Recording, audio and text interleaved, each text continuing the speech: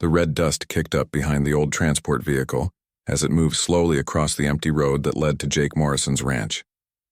The sky above was painted in shades of purple and orange because this planet had two suns, instead of one like Earth. Jake was standing near his fence working on a broken post when he heard the sound of the engine getting closer. He stopped what he was doing and looked up to see who was coming to visit him, way out here where nobody usually came. The ranch was far from the main settlement, and most people avoided the long drive unless they had important business. Jake wiped the sweat from his face with his old work shirt and waited to see what this was about.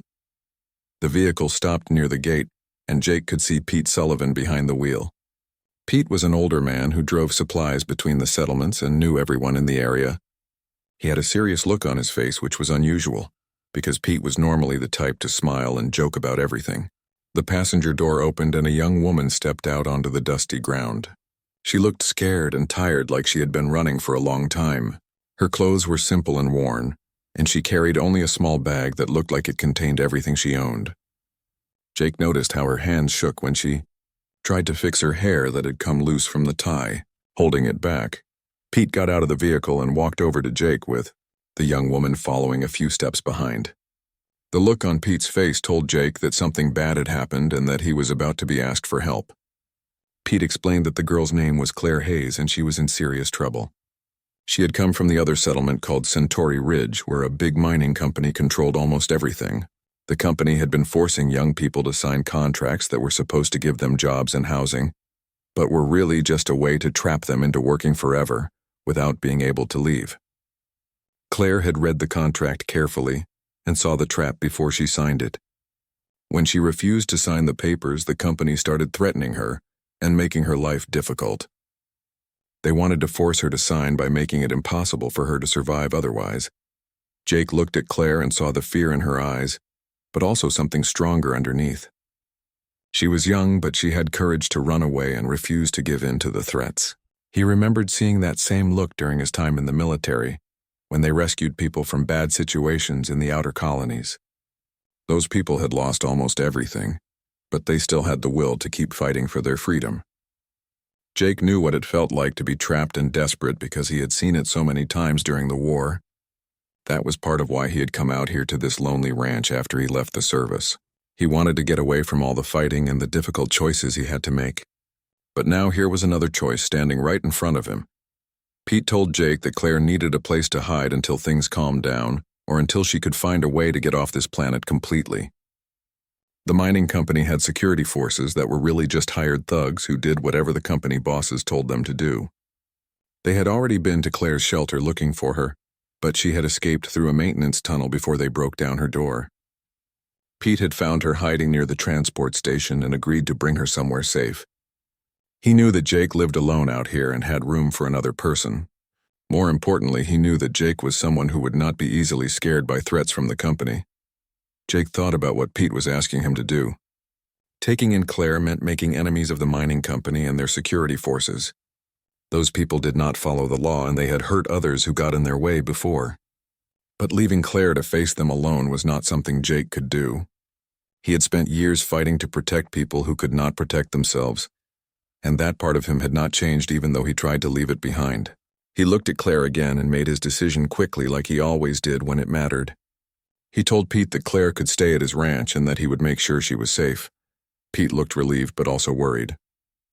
He warned Jake that the company security would come looking for Claire, and they would not be polite about it.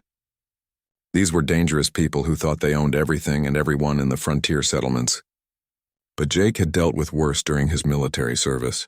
He had faced enemy soldiers and corrupt officials and criminal gangs. A bunch of corporate thugs did not scare him. He thanked Pete for bringing Claire to him and said he would handle whatever came next. Pete nodded and got back in his vehicle. Before he drove away, he told Jake to be careful and to call if he needed help. Then the transport disappeared down the road, leaving a trail of red dust hanging in the air. Jake turned to Claire and saw that she was watching him with uncertainty. She did not know him and had no reason to trust that he would really help her. He understood that feeling because trust was hard to find in the frontier where everyone was struggling just to survive. He told her to follow him and led her toward the main building of his ranch. The building was half underground to protect from the heat and the storms that sometimes came through this area. Inside it was cool and dim and quiet. Jake showed Claire to a small room that had a bed and a storage unit, and a door that locked from the inside. He told her this would be her room for as long as she needed to stay. Claire looked around the room and then back at Jake. She asked him why he was helping her when he did not know her, and when it would probably cause him trouble. Jake did not have a complicated answer. He simply said that she needed help and he could provide it. That was enough reason for him. Claire seemed like she wanted to say more, but instead she just nodded and thanked him quietly. Her voice was so soft he could barely hear it. Jake told her to rest and that they would talk more later about what to do next. He left her alone and went back outside to finish his work on the fence. As he worked, Jake thought about what he had just agreed to do. He knew the mining company would not give up easily. They would send their security forces to search for Claire, and they would eventually come to his ranch.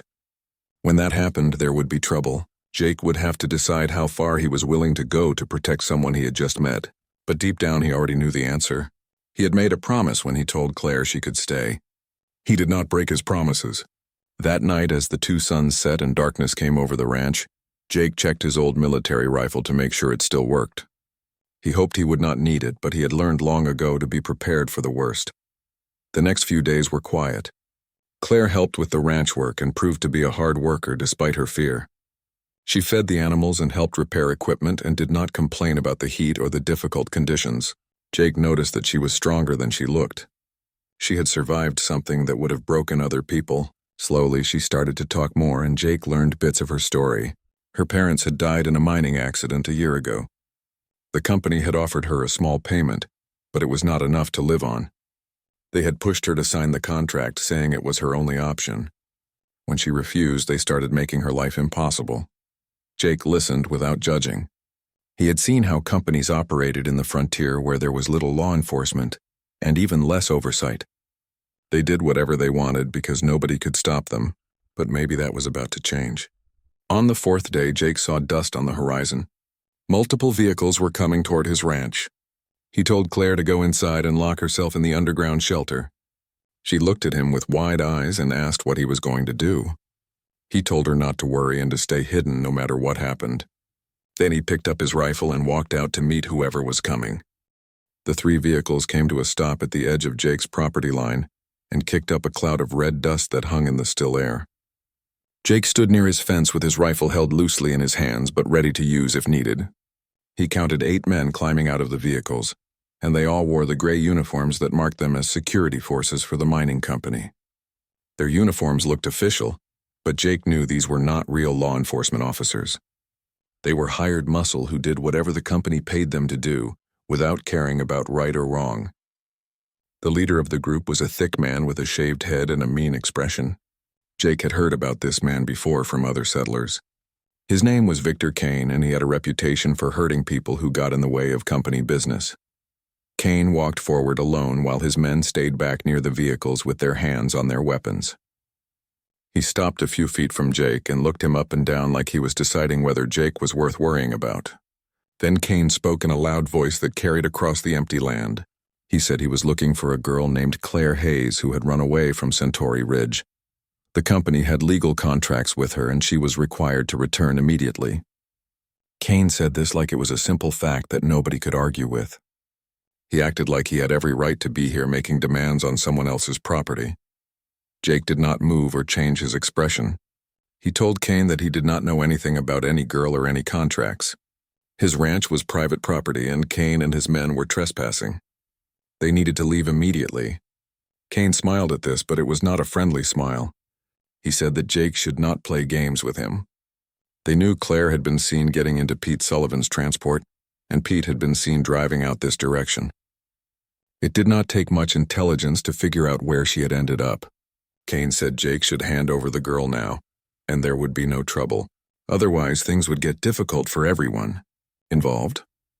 Jake raised his rifle just enough to make his position clear. Without actually pointing it at Kane, he said that, even if there was a girl here, which he was not confirming, there was no legal way for Kane to take her. The colonial charter protected people from forced contracts and gave them the right to seek sanctuary.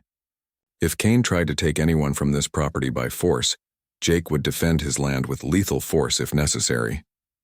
The smile disappeared from Kane's face. He had expected Jake to be scared or to back down when faced with 8 armed men. Instead, Jake was standing firm and making it clear he was willing to fight.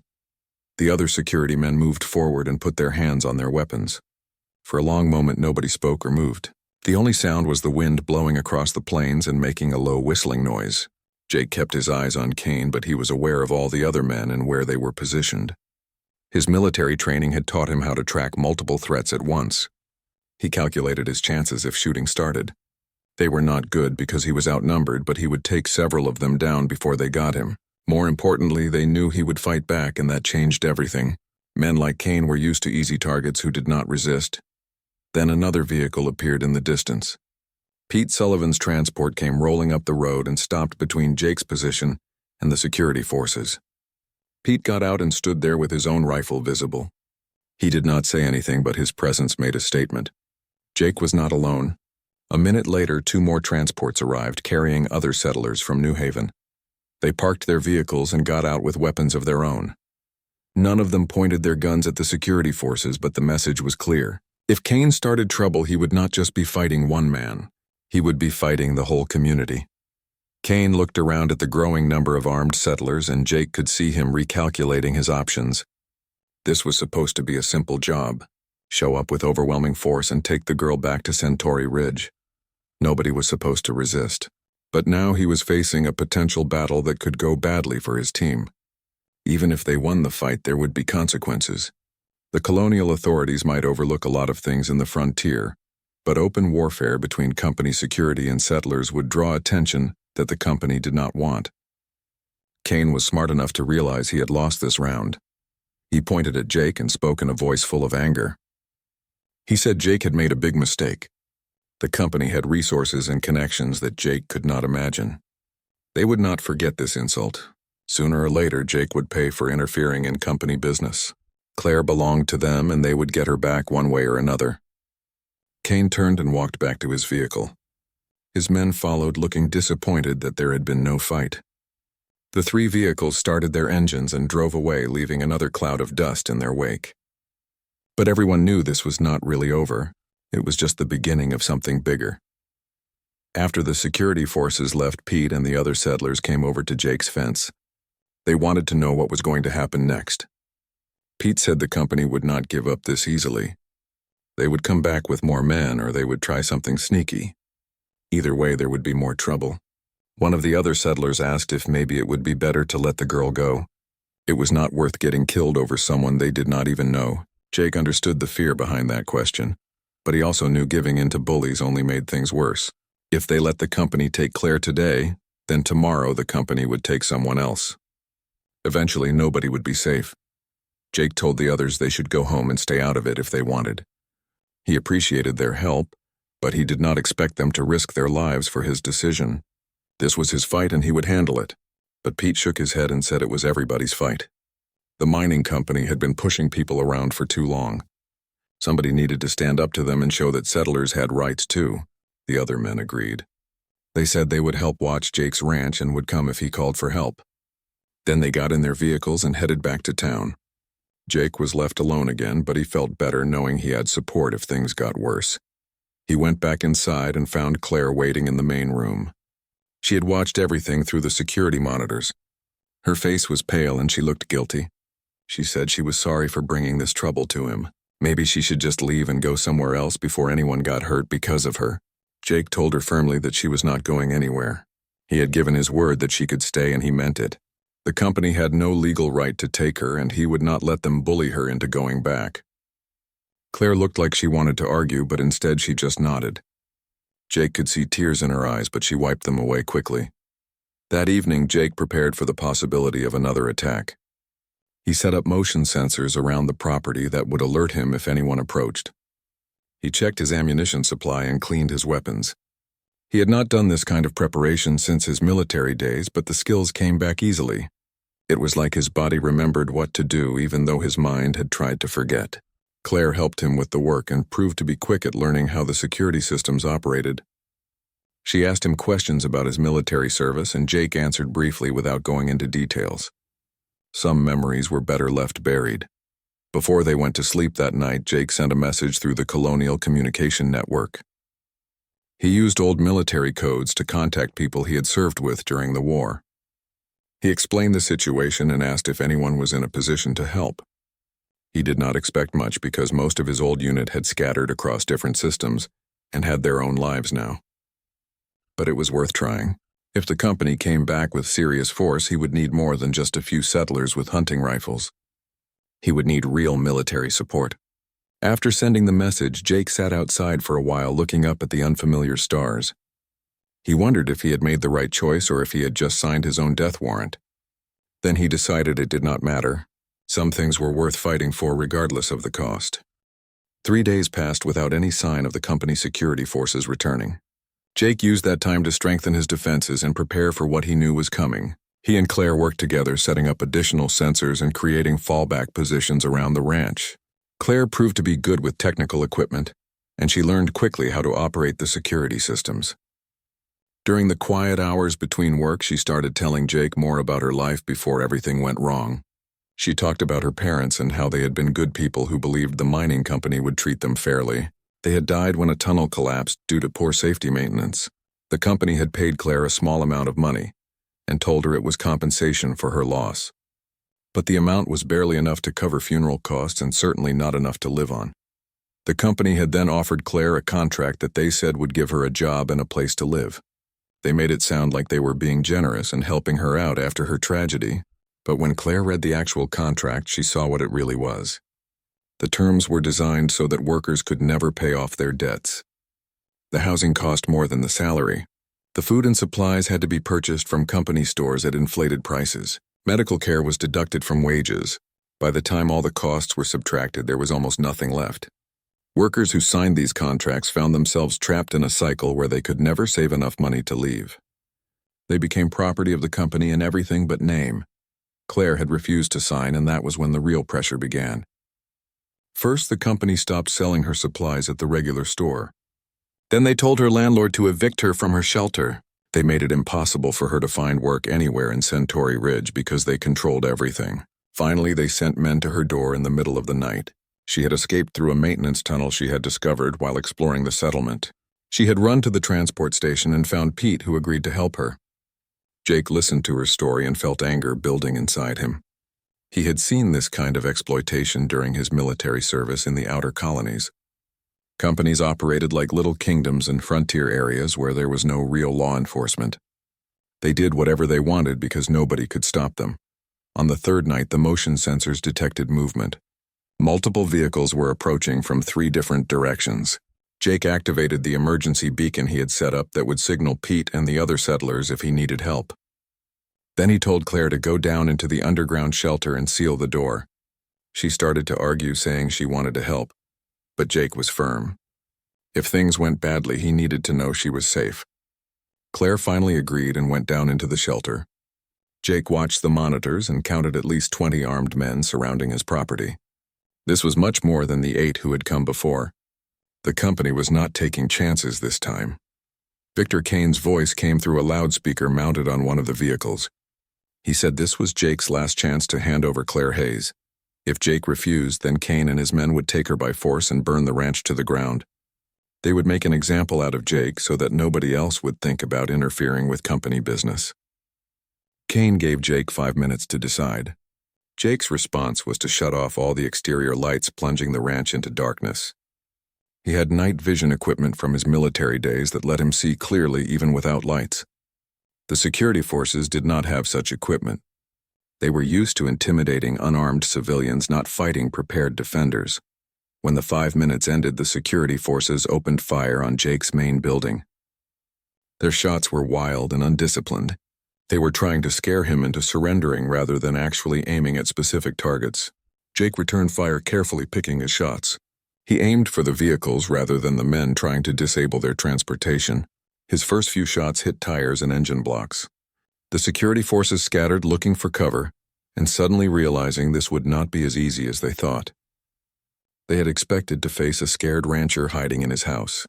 Instead, they were facing someone who knew how to fight. The battle continued for over an hour. The security forces tried several times to advance on the main building, but Jake had positioned his defensive points well. Every time they moved forward, he drove them back with accurate fire. But Jake knew he could not hold out forever. He was running low on ammunition, and the security forces were starting to coordinate their attacks better.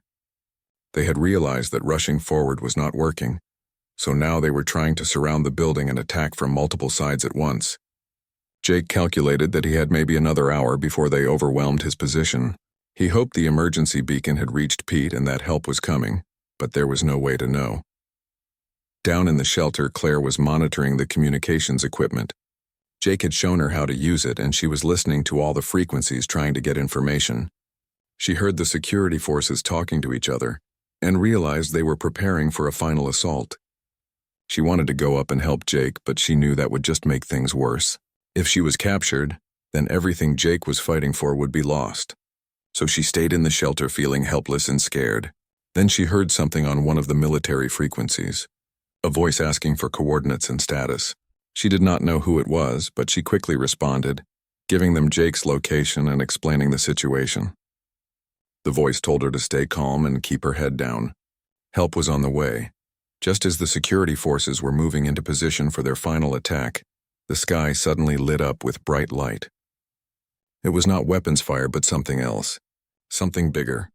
Claire came out of the shelter and stood in the doorway staring up at the sky. Jake stopped shooting and looked up too. Dozens of vessels were descending through the clouds with their engines glowing bright against the dark sky. These were not civilian transports. These were military ships with heavy armor and powerful weapons. The lead ship came down in the field beyond. Jake's ranch and its landing created a blast of wind that knocked over several of the security force vehicles. A boarding ramp descended from the ship and soldiers in powered armor came marching out. They moved with perfect coordination, spreading out to establish a perimeter around the area. More ships landed and more soldiers emerged until there were over 100 of them, surrounding the entire battlefield. A voice came over a powerful speaker system ordering all armed personnel to lay down their weapons immediately. Resistance would be met with deadly force. The soldiers had their weapons raised and their targeting systems active. It was clear they were not making empty threats. They were professional military personnel, and they were ready to fight if necessary. The security forces froze, not knowing what to do. They had been expecting to fight one man, not an entire military unit. Kane tried to argue over the communications, saying they were operating under legal authority from the mining company. The military commander responded coldly, saying that corporate security had no legal authority to assault private property or threaten civilians. All company personnel were to surrender immediately or be treated as hostile combatants. The tone made it clear this was not negotiable. Kane looked around at his men and at the soldiers surrounding them. He realized he had no choice. If they fought, they would all die. He ordered his men to put down their weapons and raise their hands. The military soldiers moved in, efficiently disarming the security forces and placing them in restraints. They loaded the prisoners into transport vessels, while other soldiers documented the scene and collected evidence. Jake lowered his rifle and stepped out from his defensive position. His hands were shaking from adrenaline and exhaustion. He had thought he was going to die tonight. The arrival of military support had saved his life and Claire's. He looked toward the main ship and saw someone walking toward him. The figure removed their helmet and Jake recognized the face. It was Linda Brooks, who had served as a captain in his old regiment during the war. She had gotten his message and mobilized a response faster than he thought possible. She walked up to Jake and gave him a nod of respect. She said it was good to see him again, even under these circumstances. Jake could only nod back, unable to find words. The relief was overwhelming. Linda Brooks stood in front of Jake, looking older than he remembered, but still carrying herself with the same confident posture she had during their military service together. She explained that his distress call had reached more than just old military contacts.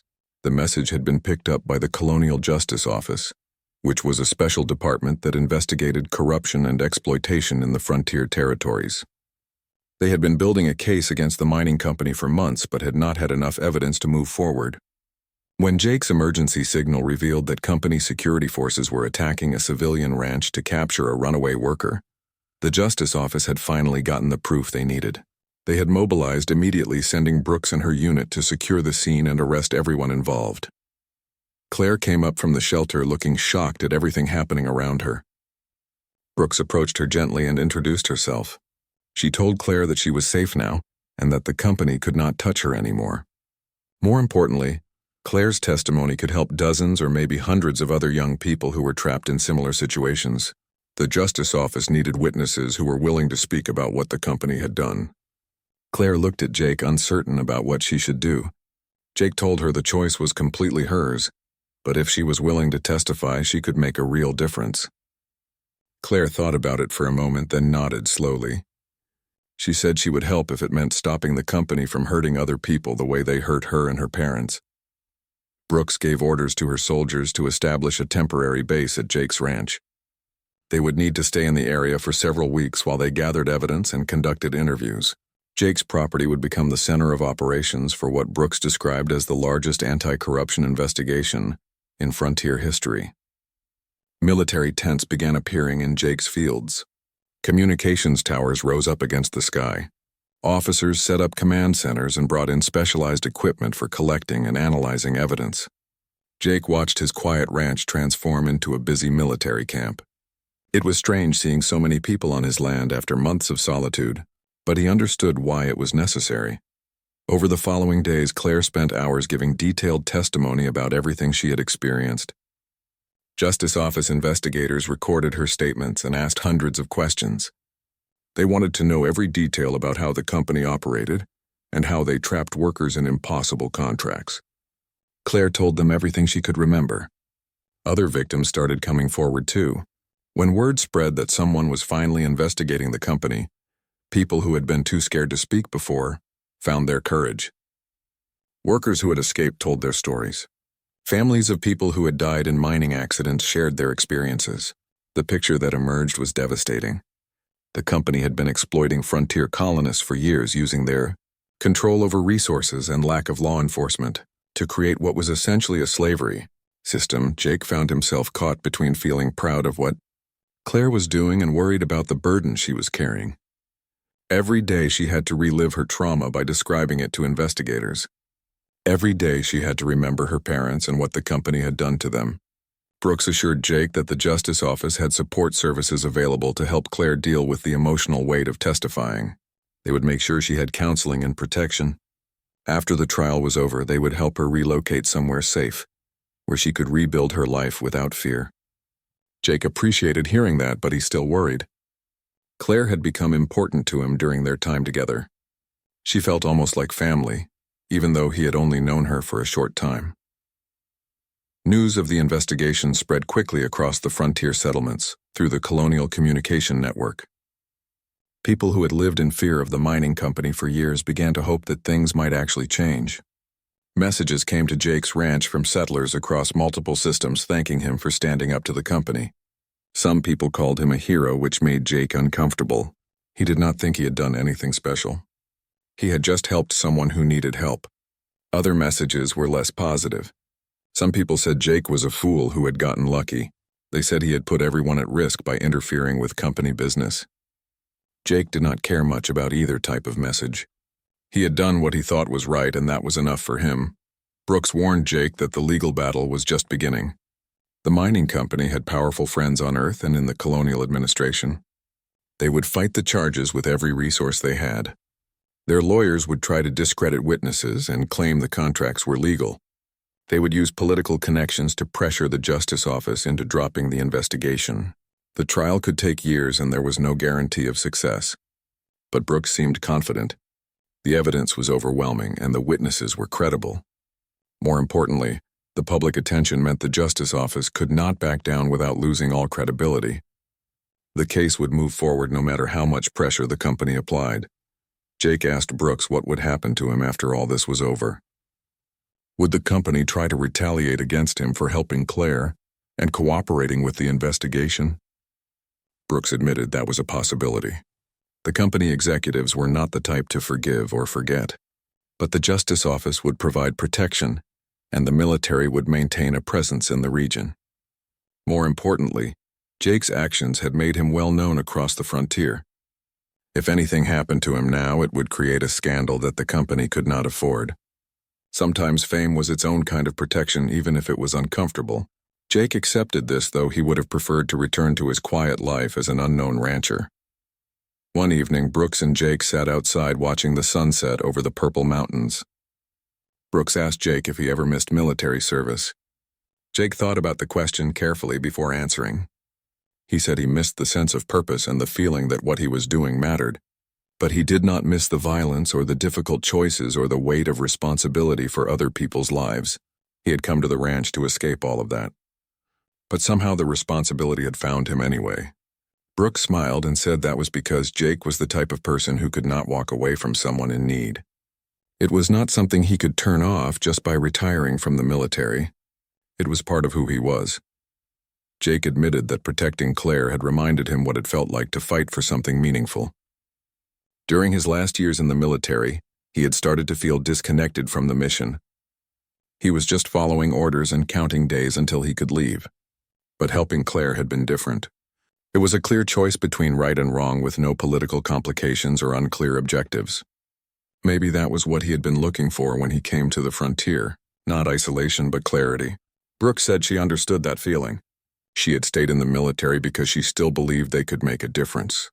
But she knew many good soldiers who had left because they felt the mission had become too complicated or too corrupt. She was glad Jake had found a way to keep fighting for what mattered even outside the military structure. The investigation continued for 3 more weeks. During that time, Jake got to know many of the soldiers who were stationed at his ranch. Most of them were young and had never served in actual combat. They asked Jake questions about his military experience, and he shared some stories, though he kept the darker memories to himself. He was impressed by their dedication and professionalism. These were good people who had chosen to serve and protect others. It reminded him why he had joined the military in the first place before the politics and bureaucracy had worn him down. Working alongside them gave him hope that maybe the future of the frontier would be better than its past. Claire spent time with the soldiers too, and they treated her with respect and kindness. Many of them were around her age, and they shared stories about their own lives and why they had joined the Colonial Defense Force. Claire told Jake one evening that being around the soldiers made her feel safe for the first time since her parents died. She had spent so long being afraid and running that she had forgotten what it felt like to be protected. Jake was glad she could experience that feeling again. Everyone deserved to feel safe, especially someone as young as Claire, who had already been through so much trauma. He hoped that after the trial she would be able to build a normal life without constant fear. Finally, the investigation reached its conclusion. The Justice Office had collected enough evidence to file formal charges against the mining company and its executives. Dozens of witnesses had given testimony. Thousands of documents had been analyzed. The case was solid and ready to move forward. Brooks told Jake and Claire that they would need to travel to Europa Station where the trial would be held. Europa Station was the largest judicial facility in the outer colonies and had the resources to handle a case this big. Jake agreed to accompany Claire for moral support. He had come this far and he wanted to see it through to the end. The ranch would be safe in the hands of Pete and the other settlers while he was gone. 6 months after the night of the attack, Jake and Claire found themselves on Europa Station preparing for the trial that would determine the future of frontier justice. The journey from Kepler 442b had taken weeks traveling through multiple star systems. Europa Station was enormous compared to the small settlements Jake was used to. It was a massive structure floating in space with thousands of people living and working inside. The judicial facility alone was larger than the entire town of New Haven.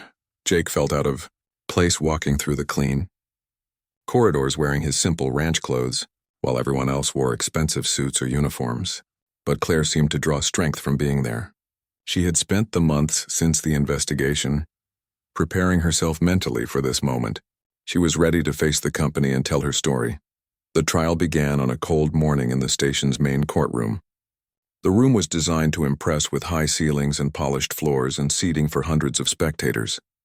The gallery was packed with people who had traveled from across the colonies to witness what everyone was calling the trial of the century. Frontier colonists who had suffered under company exploitation sat alongside journalists and legal observers and curious citizens. The company had its supporters too. Corporate executives in expensive clothes sat in the front rows looking confident that their lawyers would get them out of trouble. Their lead attorney was a famous lawyer from Earth who had never lost a major case. He looked at Claire with calculating eyes like she was just another obstacle to overcome. The first 2 days of the trial were filled with legal arguments and technical discussions about jurisdiction and procedure. Jake found it boring and confusing, but Claire explained that this was normal. The lawyers were establishing the framework for how the trial would proceed. On the third day, the actual testimony began. The prosecution called its first witness, which was a former company worker who had escaped after 3 years of forced labor. The man described how he had been trapped by debt and threatened when he tried to leave. He showed scars from beatings he had received when he complained about working conditions. His testimony was powerful, and several people in the gallery were crying by the time he finished. But the defense attorney tore into him during cross-examination, suggesting he was lying to get money from a settlement. The witness held firm, but Jake could see how hard it was for him.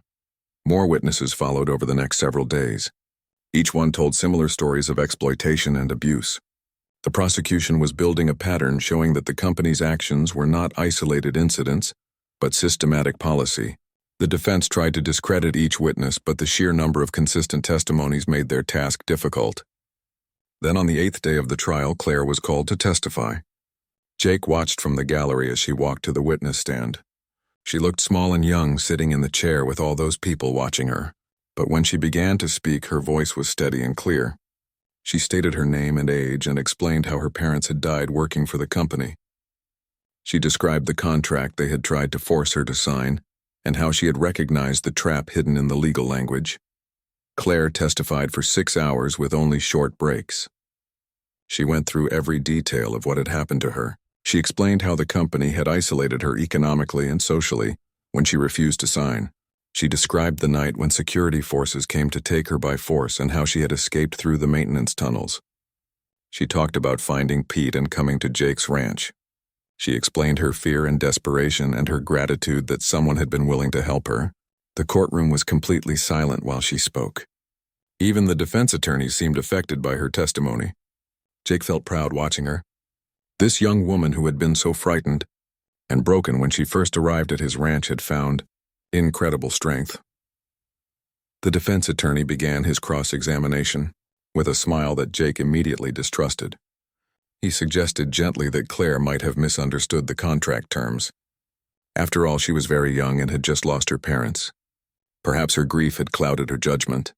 Claire responded calmly that she had read the contract multiple times and had even consulted with other workers before refusing to sign. She knew exactly what it said. The attorney tried a different approach. He implied that maybe Claire had other reasons for going to Jake's ranch. Perhaps she and Jake had planned this together to create a case against the company. Maybe there was a romantic relationship that had influenced her decisions. Claire's face flushed with anger, but she kept her composure. She stated firmly that Jake had helped her because he was a decent person who saw someone in need.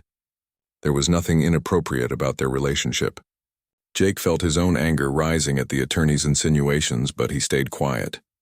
The attorney pressed harder, trying to find some weakness in Claire's story, but she did not break. She answered every question directly and honestly. She admitted when she did not know something rather than making up answers. She provided documents and evidence to support her claims. After 3 hours, the defense attorney finally gave up and dismissed her. Claire left the witness stand looking exhausted but relieved. Jake met her outside the courtroom and she collapsed against him, crying from the stress and emotion. He held her and told her she had done an amazing job.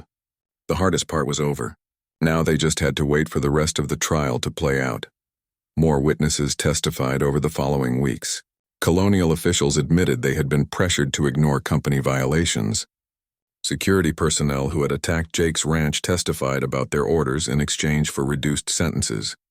Financial experts analyzed the company's contract terms and confirmed they were designed to trap workers in permanent debt. The evidence became overwhelming. Even the confident corporate executives started to look worried. Their attorney made several attempts to negotiate a settlement offering large amounts of money if the Justice Office would drop the criminal charges. But the prosecution refused. This case was about more than money. It was about establishing that frontier colonists had rights that could not be violated by corporate power. Jake was called to testify near the end of the trial. The prosecution wanted him to establish the timeline of events and confirm Claire's arrival at his ranch. Jake walked to the witness stand feeling nervous despite his military experience. Testifying in court was different from combat. He could not control what happened here the way he could control a tactical situation. The prosecutor asked straightforward questions and Jake answered them simply. Yes, he had taken Claire in when she asked for help. Yes, he had refused to hand her over to company security. Yes, he had been willing to defend her with force if necessary. The prosecutor asked why he had taken such risks for someone he did not know. Jake thought about how to explain it. Finally, he said that seeing someone in need and having the ability to help created an obligation. He could not call himself a decent person if he walked away from that obligation. The gallery erupted in applause and the judge had to call for order. The defense attorney tried to paint Jake as someone seeking attention or financial gain. He suggested that Jake had inserted himself into the situation, hoping to become famous or to sue the company for money. Jake responded that he had actively avoided attention and had no interest in lawsuits. He had simply helped someone who needed help. The attorney tried several other angles, but Jake remained calm and consistent in his answers. His military training had taught him not to be provoked by hostile questioning. After an hour, the attorney dismissed him, clearly frustrated that he could not shake Jake's testimony. Jake returned to his seat feeling that he had done his part. Now it was up to the judges and the evidence to determine the outcome. The closing arguments took 2 full days. The prosecution summarized the mountain of evidence showing systematic exploitation across multiple systems. They argued that the company had treated frontier colonists as property rather than people with rights. The defense argued that everything the company had done was technically legal under existing colonial law, and that any problems were the result of individual managers making poor decisions rather than company policy. But their argument sounded weak after weeks of damning testimony. The judges retired to deliberate and everyone waited anxiously for a verdict. Claire and Jake stayed on Europa Station during the 2 weeks of deliberation. They spent the time exploring the station and trying not to think too much about what would happen if the company won. Finally, the announcement came that the judges had reached a verdict. The courtroom filled again with spectators and journalists. The corporate executives sat rigid in their seats. Claire gripped Jake's hand tightly. The head judge entered and everyone stood. Then the verdict was read. Guilty on all counts. The company had violated colonial law through forced labor contracts. The executives were sentenced to significant prison time. The company itself was fined billions of credits and placed under permanent monitoring by colonial authorities. Most importantly, all existing forced labor contracts were declared void immediately. Hundreds of workers across multiple systems were freed. The courtroom erupted in cheers and celebration. The day after the verdict, Jake and Claire prepared to return home to Kepler 442b. The Justice Office had offered Claire relocation to one of the core worlds where she would be safer and have better opportunities. The offer included housing and educational support and protection services. But Claire had declined. She explained that the frontier was her home and she did not want to run away anymore. She had faced the company in court and won. Now she wanted to go back and help rebuild the communities that had been damaged by years of exploitation. Jake understood her decision. He had tried running away too when he left the military, but running never solved anything. Sometimes you had to stand your ground and face what frightened you. They traveled on a commercial transport ship to avoid the attention that military vessels would bring. But news of the verdict had spread throughout the colonial network faster than any ship could travel. At every station where they stopped, to refuel or transfer passengers, crowds gathered, hoping to catch a glimpse of the rancher and the young woman who had brought down one of the most powerful corporations in the frontier. Jake found all the attention deeply uncomfortable. He was not good with crowds or public speaking. He just wanted to go home and return to his quiet life raising cattle and fixing fences. But people needed heroes, especially in the frontier where life was hard and justice often seemed impossible. Their story had given colonists hope that individuals could make a difference against powerful institutions. Claire handled the attention much better than Jake did. She understood that their story had become larger than just the two of them. It represented the possibility of justice and the power of standing up for what was right. At several stations, she gave brief speeches thanking the Justice Office and the Colonial Defense Force for their help. She encouraged others who were facing exploitation to come forward and report it. She promised that the legal system would protect them now. Jake watched her speak and felt amazed at how much she had changed. The frightened girl who had arrived at his ranch barely able to speak had become a confident young woman who could inspire crowds. Trauma had not broken her. It had revealed strength she did not know she possessed. As their ship approached Kepler 442b, Jake received a message from Pete Sullivan. Something unusual was happening at New Haven, and Jake should prepare himself for a surprise when they landed. Pete would not give any more details, which made Jake nervous. He had gotten used to surprises being bad news during his military service. Explosions were surprises. Ambushes were surprises. He hoped whatever Pete was talking about would be a good surprise for once. Claire asked him what was wrong, and Jake said he did not know, but they would find out soon enough. The ship began its descent through the purple atmosphere, and Jake looked out the window at the familiar landscape below. The red plains and distant mountains looked exactly as he remembered them. It felt good to be coming home. The spaceport at New Haven was small, just a landing pad and a few buildings for processing cargo and passengers. As the ship touched down and the boarding ramp descended, Jake saw that the entire settlement had gathered. Hundreds of colonists lined the road that led from the spaceport into town and beyond. But these were not just local people. Jake recognized military uniforms from different units across the colonial network. Justice office officials wore their formal dress uniforms. Among them were others in civilian clothes but carrying themselves with the unmistakable bearing of trained soldiers. Jake felt confused about what all these people were doing here. Then he saw Pete standing at the bottom of the ramp, grinning widely like he knew a secret that was about to be revealed. Pete explained quickly before Jake and Claire descended. Word of what Jake had done had spread through military networks across all the colonies. His actions had become legendary among current and former service members.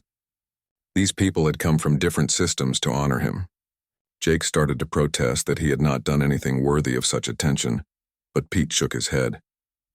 Jake had done exactly what every soldier was taught to do. Protect those who could not protect themselves. Stand up against injustice regardless of personal risk. Follow the moral code even when it was difficult or dangerous. That was what military service was supposed to mean, and Jake had demonstrated it perfectly. The assembled soldiers wanted to show their respect. Jake descended the ramp slowly with Claire at his side. The crowd erupted in cheers so loud it hurt his ears. But what caught his attention were the figures at the front of the assembly. Soldiers in powered armor stood in perfect formation. These were not regular military personnel. These were the elite troops of the Colonial Defense Force known informally as the Knights. They were the best of the best, selected for their skill and courage and dedication. There were at least 100 of them standing at attention in their gleaming armor. As Jake and Claire walked forward, the Knights raised their rifles in a synchronized salute. The gesture was reserved for the highest acts of valor and sacrifice. Jake had only seen it performed a few times during his entire military career. He stopped walking, feeling overwhelmed by the significance of what was happening. Linda Brooks stepped forward from the ranks. She had been promoted since Jake last saw her, and now wore the insignia of a major. She commanded an entire battalion and had the authority to order this assembly. She removed her helmet and saluted Jake formally. Then she spoke in a voice loud enough for everyone to hear. Humanity's greatest strength had never been advanced technology or superior weapons. It had always been individuals who chose to do what was right even when faced with impossible odds. Jake Morrison had demonstrated that strength. He had protected someone who could not protect herself. He had stood against corruption and violence. He had inspired others to find their own courage. For these actions, he deserved recognition from those who understood what military service truly meant. The assembled troops shouted their agreement in a unified voice that echoed across the plains. Jake felt tears in his eyes which embarrassed him, but he could not help it. He had spent so long feeling disconnected from his military service. He had left feeling disillusioned and tired. But now, surrounded by these soldiers who had come to honor him, he remembered why he had joined in the first place. He had wanted to protect people and make a difference. Somewhere along the way, during the politics and bureaucracy, he had forgotten that simple purpose. But he had found it again on a dusty ranch protecting a frightened young woman. He had reconnected with the values that had driven him to serve. Brooks must have seen this understanding in his face because she smiled slightly before stepping back into formation. What followed was unlike anything New Haven had ever experienced. The small settlement swelled with visitors from across the colonies. Military personnel mixed with civilians. Tables were set up in fields. Food and drink were shared. Music played from portable speakers. Children ran between the legs of soldiers in powered armor who bent down patiently to show them their equipment. Claire found herself surrounded by other survivors of corporate exploitation. They thanked her for her courage in testifying. Some shared their own stories of escape and recovery. A support network was forming naturally as people connected with others who had experienced similar trauma. Jake watched Claire in the center of this group, looking happier than he had ever seen her. She had found her community. Jake spent much of the evening talking with Brooks and other officers about the future of Frontier security. The company's downfall had created opportunities for reform but also dangers. Other corporations would try to fill the power vacuum. Without constant vigilance, the exploitation could simply start again under different names. The Colonial Defense Force was establishing permanent outposts in vulnerable regions. They would work with local communities to ensure labor laws were enforced. It was a long-term commitment that would require resources and political will. But the success of the trial had generated public support for frontier reform. The momentum existed to make real changes. Brooks offered Jake a position as civilian liaison, someone who understood both military operations and frontier life. He would coordinate between defense forces and local settlements, help identify problems before they became crises, train civilians in security procedures. The pay was modest, but it would allow him to continue making a difference. Jake thought about the offer carefully. Part of him wanted to refuse. He had come to the ranch seeking peace and solitude. Taking this job would mean constant involvement in other people's problems. But he also knew he could not return to isolation. Not after everything that had happened. He had rediscovered his sense of purpose. Walking away from it now would feel like betraying something important. He told Brooks he would accept on one condition. He wanted to continue running his ranch. The land was important to him. It represented stability and connection to something real. If he could do both ranching and the liaison work, he would agree. Brooks accepted immediately. In fact, she said his ranch would make an excellent regional coordination center. They could build proper facilities there while maintaining its character as a working ranch. Jake agreed, and they shook hands on the deal. 5 years passed after the trial and the celebration at New Haven. Jake Morrison's ranch had transformed into exactly what Linda Brooks predicted it would become. The original homestead remained, but now it was surrounded by additional buildings. Communications facilities with tall antennas reached toward the purple sky. A small garrison housed rotating teams of colonial defense personnel. Training grounds occupied the eastern fields where civilians learned security procedures and self-defense. But Jake had kept his promise to maintain the ranch's working character. The cattle still grazed on the western pastures.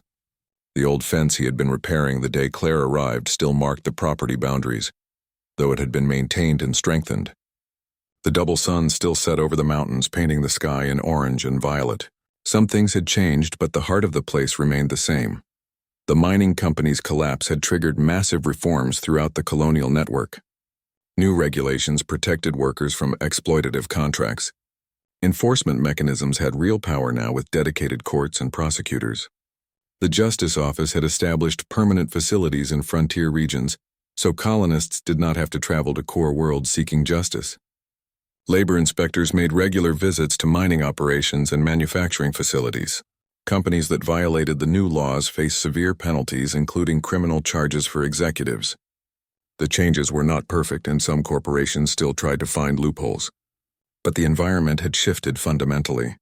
Frontier colonists had rights now, and systems existed to protect those rights. The transformation had not happened by accident.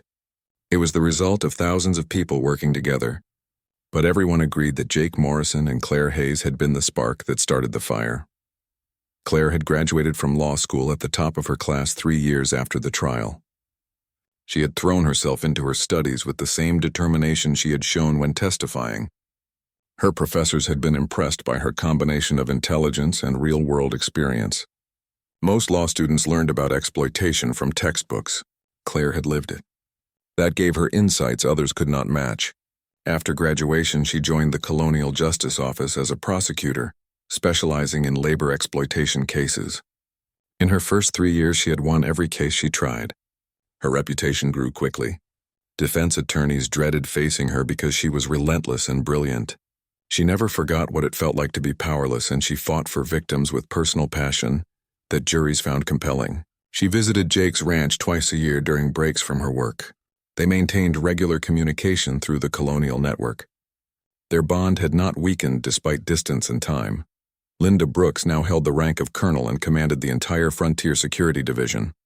She had over 10,000 personnel under her authority spread across dozens of systems. She credited Jake with helping develop the philosophy that guided their operations.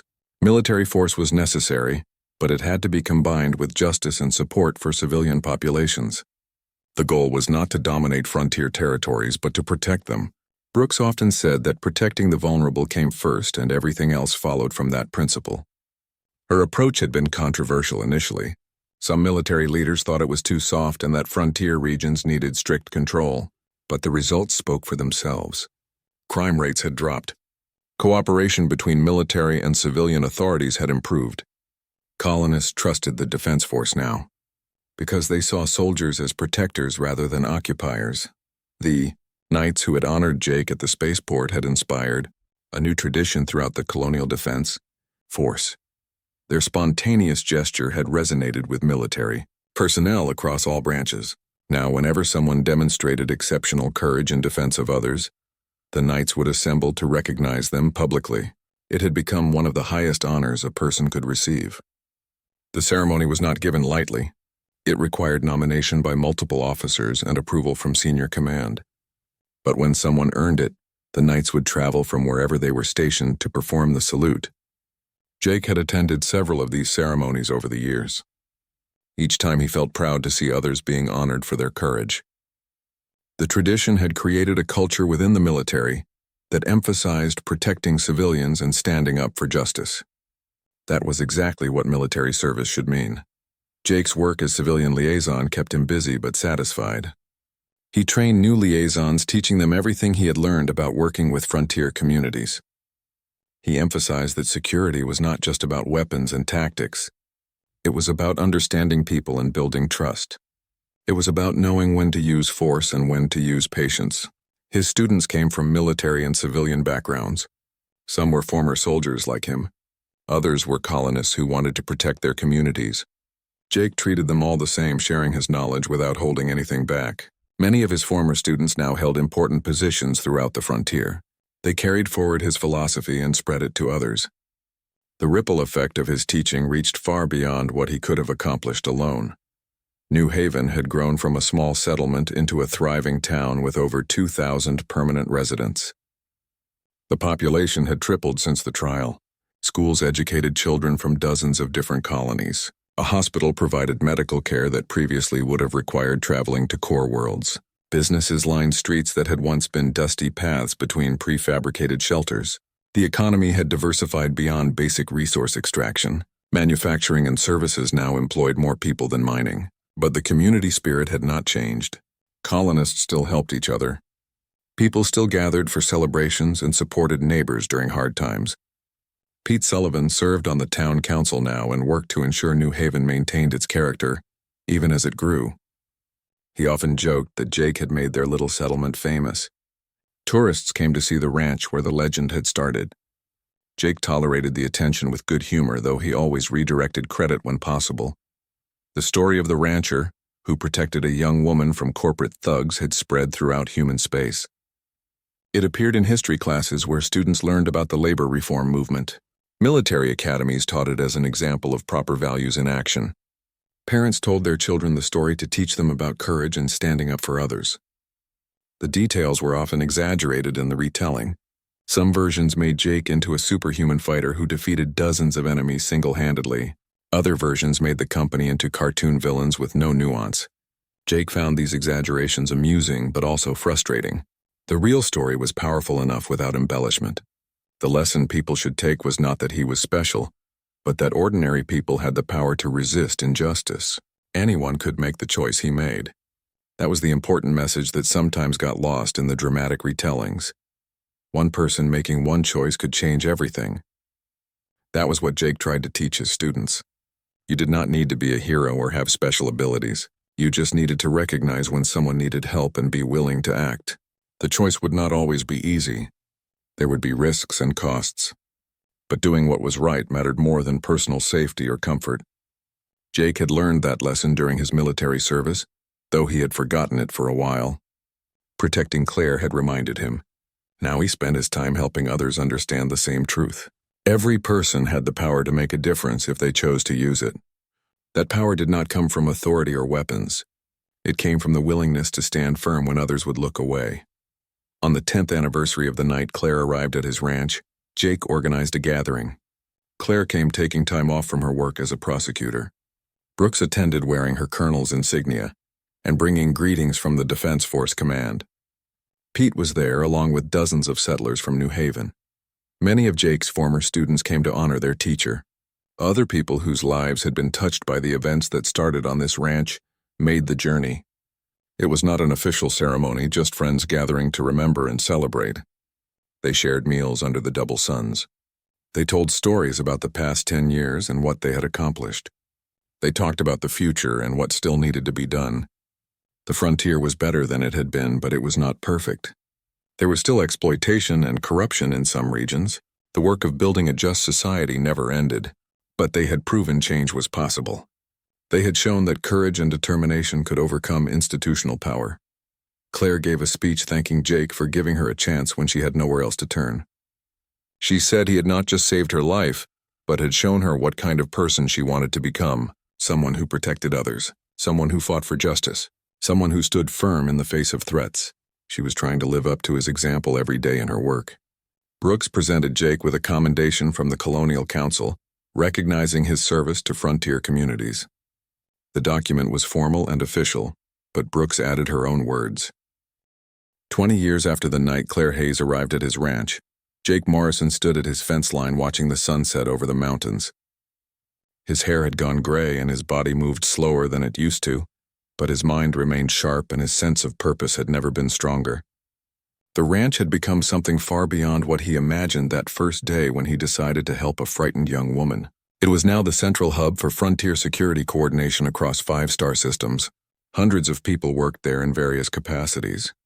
Military personnel rotated through for training. Civilian liaisons learned their craft. Justice office officials coordinated investigations. But despite all the activity and importance, the ranch still functioned as a working cattle operation. The animals still grazed and the crops still grew. Jake had insisted on maintaining that aspect because it reminded everyone that this place had started as something simple and honest. A home where someone could find safety. Claire Hayes had become one of the most respected legal figures in colonial space. She now led the entire labor exploitation division of the Colonial Justice Office, supervising dozens of prosecutors. Her win record remained perfect after 17 years of trying cases. More importantly, she had helped draft new legislation that strengthened worker protections and closed loopholes corporations had been exploiting. Her name carried weight in political circles. When she spoke about frontier justice, people listened. She visited Jake's ranch 3 or 4 times a year now. The visits were shorter because of her responsibilities, but the bond between them had not weakened. They were family in all the ways that mattered. Jake was proud of everything she had accomplished, but he was most proud of the person she had become, strong without being hard, passionate about justice without becoming bitter. She had transformed her trauma into purpose. The reforms that had started with the mining company trial had spread throughout human space. Labor exploitation had not been eliminated, but it was no longer accepted as normal. Workers had legal protections that were actually enforced. Companies that tried to use forced labor or debt bondage faced serious consequences. The frontier was still a challenging place to live, but it was no longer a lawless zone where corporations could do whatever they wanted. Colonists had rights and the power to defend those rights. The change had required constant vigilance and thousands of people working together. But it had happened. The future was better than the past, even if it was not yet perfect. Jake had watched the transformation with satisfaction, knowing he had played a role in starting it. But he also knew the work was never finished. Every generation had to choose whether to maintain justice or let it slip away. Protecting the vulnerable required constant effort. The tradition of the Knights, performing recognition ceremonies, had become one of the most important cultural elements of the colonial defense force. Over 200 people had received the honor in the past 20 years. The ceremonies created moments of unity where everyone remembered why they served. Jake had been asked multiple times to give speeches at these events. He always declined, preferring to watch from the crowd. His role was to have started something, not to dominate it. The tradition belonged to all the soldiers who carried it forward, not to him. But he attended whenever he could because seeing others honored for courage gave him hope. The next generation understood what mattered. They would protect the values he had fought for. Pete Sullivan had passed away 3 years earlier from natural causes at the age of 82. His funeral had drawn thousands of people from across the colonies. He had been more than just the man who brought Claire to safety. He had been a pillar of the New Haven community for decades. He had served on the town council and helped guide the settlement's growth. He had trained the next generation of transport drivers and taught them that their job included watching out for people in trouble. Pete had understood that community meant taking care of each other. His death had hit Jake hard because Pete had been one of his few close friends. But Pete had lived a full life and died knowing he had made a difference. That was all anyone could hope for. Jake visited Pete's grave regularly and told him about what was happening in New Haven. He liked to think Pete was listening and smiling at how far they had all come. Jake received messages regularly from people across the colonies. Some were from his former students updating him on their work. Others were from strangers who wanted to thank him for inspiring them. A few were from people in difficult situations asking for advice. Jake tried to respond to everyone, though it took considerable time. He felt obligated to help where he could. One message that arrived recently had particularly moved him. It was from a young woman on a distant colony explaining that she had been trapped in a situation similar to what Claire faced. But new laws and enforcement systems had helped her escape safely. She wanted to thank the man whose actions had changed those laws. Jake read the message several times, feeling grateful that the systems they built were working. Every person who found protection justified all the effort and struggle. This was why he had accepted the liaison position instead of returning to isolation. This was why he kept teaching even as he grew older and more tired. Because the work mattered and people's lives depended on it. New Haven had grown into a major settlement with over 10,000 residents. It was no longer a frontier outpost, but a proper town with infrastructure and services. Children who had been born after the trial were now young adults starting their own lives. The story of Jake Morrison and Claire Hayes was part of local history taught in schools. Young people grew up knowing that courage and justice were not just abstract ideals but practical values that real people had fought for. The culture of the community reflected those values. People looked out for each other. When someone needed help, the community responded. Corporate power was watched carefully and challenged when it overstepped boundaries. New Haven had become a model for how frontier settlements could thrive while maintaining strong moral foundations. Jake thought often about legacy and what he would leave behind when his time came. He had no children of his own, but he had trained hundreds of people who carried forward his philosophy. He had helped build systems that protected thousands. His story had inspired countless others to stand up for what was right. That seemed like enough. More than enough, really. He had started as a burned-out veteran seeking isolation and had somehow become part of something larger than himself. The journey had not been what he planned, but it had been meaningful. That was all anyone could ask from life, to have their existence matter, to leave the world slightly better than they found it. Jake felt confident he had accomplished that, even if he did not fully understand how it happened. A quiet evening, 20 years after everything began, Jake sat on his porch with Claire, who had come for one of her visits. They watched the twin suns set in their familiar pattern of orange and violet. They did not talk much, just enjoyed the peaceful moment. Finally, Claire spoke, saying she'd been thinking about that first night when she arrived, terrified and desperate. She had thought her life was over. She had seen no future beyond fear and running. But Jake had given her safety, and that gift had changed everything. Not just for her, but for thousands of others. One act of kindness had rippled outward in ways neither of them could have predicted. Jake responded that she had saved herself. He had just provided a place where she could find her own strength. But Claire shook her head. Without his willingness to stand against the company, she would not have survived long enough to find that strength. His choice had mattered absolutely. They sat in comfortable silence for a while longer. Then Jake said something he had been thinking about for years. The story people told about him was not really about him at all. It was about humanity's capacity for justice and compassion. It was about ordinary people having the power to create extraordinary change. It was about the truth that protecting others was not just noble, but necessary for any decent society. His specific actions were less important than what they represented. The lesson people should take was not to admire him, but to recognize their own power to act when confronted with injustice. Claire agreed and added that this was exactly why the story had resonated so widely. People saw themselves in Jake. They understood that they too could make similar choices. The story was not about superhuman abilities but about human decency. That made it powerful and accessible. As darkness fell and the unfamiliar stars appeared above them, Jake felt at peace with everything that had happened. The mocking voices that had questioned his decision to protect Claire were long forgotten. In their place was a chorus of respect and gratitude that echoed across human space. The company executives who had threatened him were in prison or disgraced. The corrupt system they represented had been reformed. Workers who would have been exploited were now protected. All of this had started with a simple choice to help someone in need. One decision made by one person on one evening had changed the course of history in small but meaningful ways. That was the real lesson. Individual choices mattered. People had power even when they felt powerless. Standing firm for what was right could inspire others to do the same.